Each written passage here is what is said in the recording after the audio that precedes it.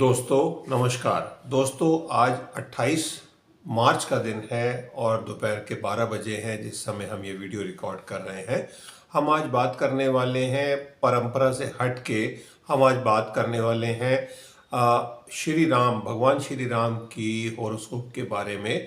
Normally हम इस channel के ऊपर आपको astrology based equity market, community market की प्रेडिक्शन देते हैं और एस्ट्रोलॉजी बेस्ड जियोपॉलिटिकल क्या चेंजेस हो सकते हैं उसके बारे में हम आपको अवगत कराते हैं समय से पहले। बट कल रामनवमी थी और इस उपलक्ष्य में हमें ध्यान आया कि हम क्यों नहीं आप सबको भगवान श्री राम की आदर्श कुंडली से अवगत कराएं। बिकॉज आप सब लोग अपना हॉरोस्कोप भेजते हैं, जांच करवाते हैं, तो उसमें आप ये बिल्कुल पूछते हैं कि आपके प्लैनेट कैसे हैं और किस तरह से आपके कैसे हाउसेस में बैठे हुए हैं।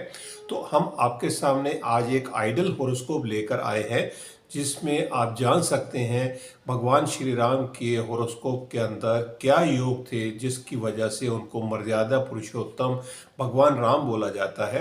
ये ज़रूर है वो एक अवतार थे, विष्णु भगवान के अवतार थे, सप्तम अवतार थे और वो इस धरती पर आए और वो आज भी हमारे साथ ही हैं, जीवित हैं और हमारे कण कण में हैं। हमें हर वक्त उनकी याद होती है जिसकी वजह से हम हमेशा बोलते हैं जय श्री राम। तो आप बने रहें हमारे साथ।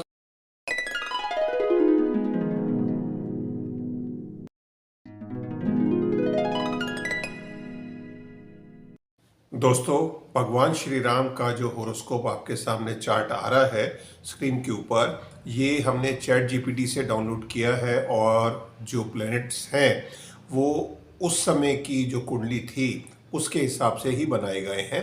इसमें जो समय लिया गया है दोपहर का समय है करीबन 1 बजे का, जिसमें 12 से 1 के बीच में जो समय निकल के आता है कि दोपहर में उनका जन्म हुआ था अयोध्या में। अंदर जन्म स्थान अयोध्या का है और रामनवमी थी। रामनवमी का मतलब मीन्स उस दिन नवमी तिथि थी और जो प्लेनेट मूवमेंट बनता है वो उसमें कर्क लगन था, उदय लगन कर्क लगन था, पुनर्वसु नक्षत्र था और देवगुरु बृहस्पति प्लस मून चंद्रमा वो उनके लगन में थे। तो ज्योतिष के अंदर सबसे बड़ा जो योग होता है वो होता है गज केसरी योग।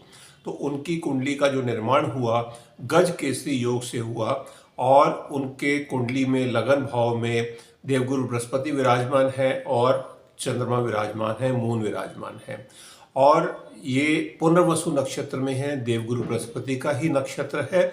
और कुंडली में अगर हम आगे बढ़ते हैं हम देखते हैं इस कुंडली के अंदर 3 बड़े योग हैं जिसमें सेकंड योग है रोचक योग। रोचक योग बनता है जब मार्स मंगल एग्जॉल्टेड साइन में होता है, मीन्स कैप्रिकॉन साइन के अंदर होता है।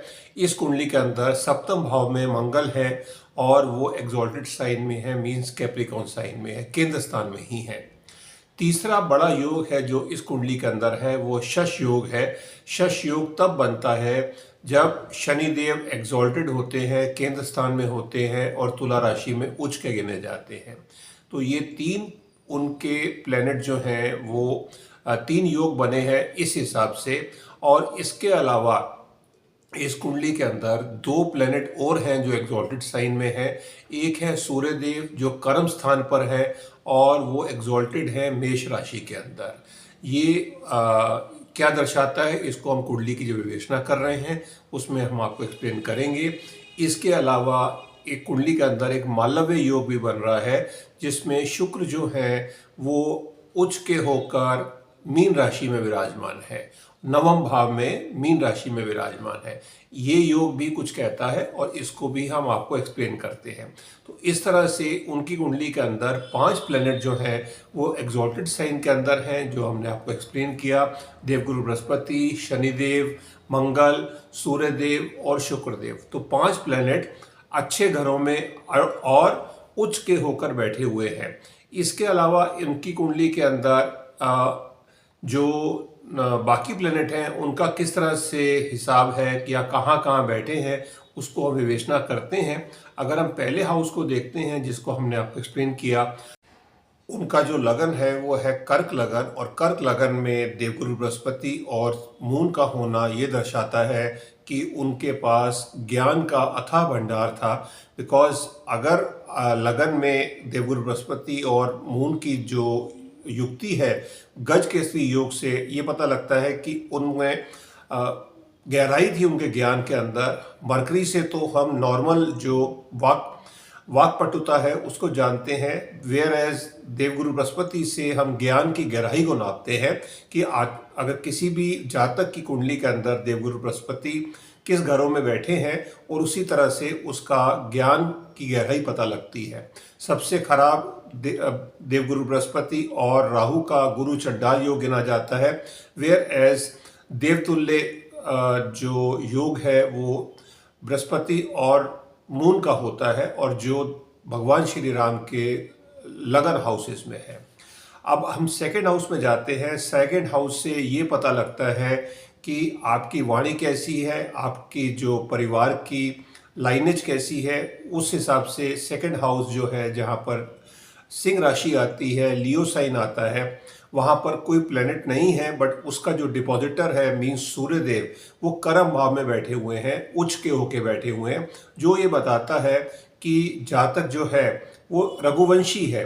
Means strong family lineage, means खानदानी जिसको लोग बोल सकते हैं, उस तरह की लाइनेज है। और वो हम सब जानते हैं, भगवान श्री राम खानदानी एक परंपरा के साथ आए थे, और तभी उनको रघुवंशी बोला जाता है।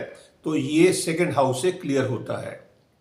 थर्ड हाउस में जाते हैं तो थर्ड हाउस कन्या राशि पड़ती है, 6 नंबर का अंक है वहाँ पर, और वहाँ का जो डिपॉजिटर है मरकरी, वो उनके लाभ भाव में बैठा हुआ है 11th हाउस में, जो एक कम्युनिकेशन स्किल्स को दिखाता है। और वो हमने भी सब देखा कि उनकी कम्युनिकेशन स्किल्स बहुत अच्छी थी। नापतोल के जो गहराई थी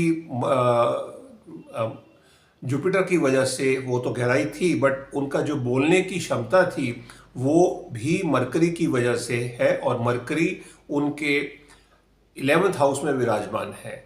और कम्युनिकेशन स्किल्स की वजह से ही और भी कई चीज़ें हुई जिनको हम आगे आपको एक्सप्लेन करते हैं। फोर्थ हाउस का जो फोर्थ हाउस है वो तुला राशि है, और वहाँ पर सैटर्न विराजमान है, लिब्रा साइन के अंदर उच्च राशि में है। बट शनिदेव का चौथे घर में होना एक विग्रह को भी दिखाता है, एक सेपरेशन को भी दिखाता है। किसी के भी होरोस्कोप में शनिदेव अगर फोर्थ हाउस में है तो उसका कहीं ना कहीं कुछ इशू की वजह से अपना जन्म स्थान से ताल्लुक हटता है, और वो कुछ समय के लिए अपने जन्म स्थान से दूर होता है।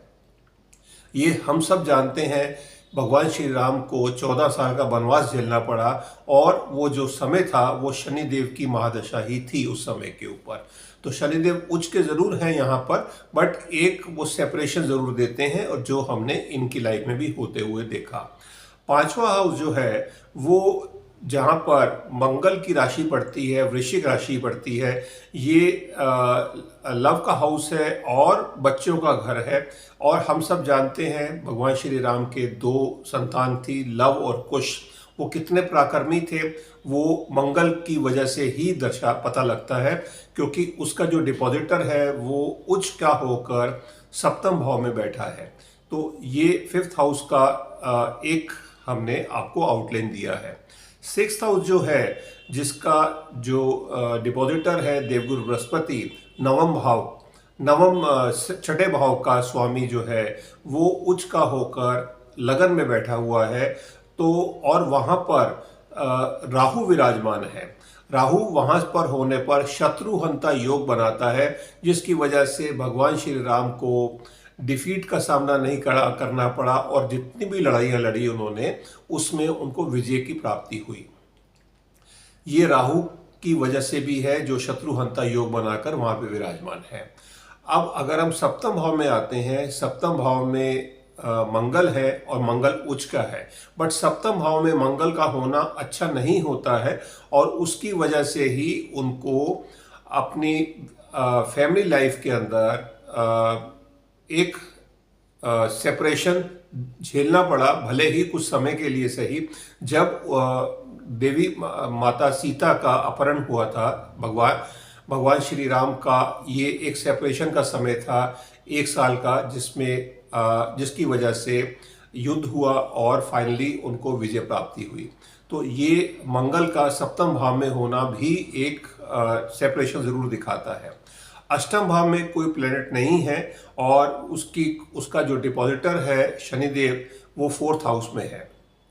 अब हम आगे बढ़ते हैं नवम भाव में। नवम भाव में शुक्र देव उच्च के होके बैठे हुए हैं मालव्य योग बना के, और अगर भाग्य भाव में या धर्म के भाव में उच्च का प्लेनेट है बैठा हुआ है, मींस इसका मतलब डिवाइन ब्लेसिंग्स है और जिसको हम बोल सकते हैं किस्मत का पूरा साथ है, प्लस भक्ति भाव भरपूर है और रिलीजियस प्रवृत्ति के इंसान है, बिकॉज देवतुल्य इंसान है जिनको भगवान श्री राम बोला जाता है।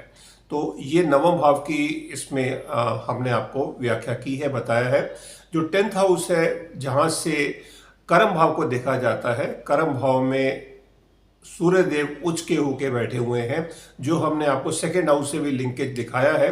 तो एक फैमिली लाइनेज है जिसकी वजह से उनको धर्मात्मा भी बोला जाता है आज की तारीख में भी, माफ़ कीजिए, और मर्यादा पुरुषोत्तम भगवान श्री राम बोला जाता है। वो इसी की वजह से है सूर्य देव का उच्च में होना। सूर्यवंशी या रघुवंशी हम उनको जब बोलते हैं, और राज तिलक भी जब अभी श्री राम मंदिर में जब राज तिलक भी हुआ, सूर्य देव ने ही राज तिलक उनका किया सूर्य की किरणों से। तो ये 10th हाउस की व्याख्या है। अगर हम 11th हाउस पे आते हैं तो 11th हाउस में मरकरी बैठे हुए हैं, और 11th हाउस दिखाता है जो उसके डिपॉजिटर है, मींस 11th हाउस जो है मरकरी है, वो 3rd हाउस के भी स्वामी है और 12th हाउस के भी स्वामी है। 12th हाउस में कोई प्लेनेट केतु है, बट उसको हम आगे बात कर रहे हैं। बट मरकरी का 11th हाउस में होना और 12th हाउस का भी एक्टिवेशन होना, वो दिखाता है that profit through foreign land, मतलब किसी भी तरह से प्रॉफिट फ्रॉम फॉरेन लैंड। और उनके जो मरकरी की वजह से मित्र, जो हमारे मित्र होते हैं या हमारे फॉलोअर्स होते हैं, वो मरकरी की वजह से हमें मिलते हैं। तो वो हमें देखा भगवान श्री राम के साथ लॉर्ड हनुमान, सुग्रीव और पूरी वानर सेना बनी, वो मरकरी की वजह से हुआ। और मरकरी जब एक्टिवेट थे, और जब मरकरी की दशा आई, उस समय के अंदर ही ये सब भगवान श्री राम को ये सब मिले उस समय पर।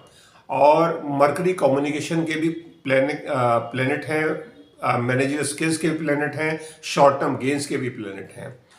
अब हम 12th हाउस पे आ रहे हैं। 12th हाउस में केतु विराजमान है।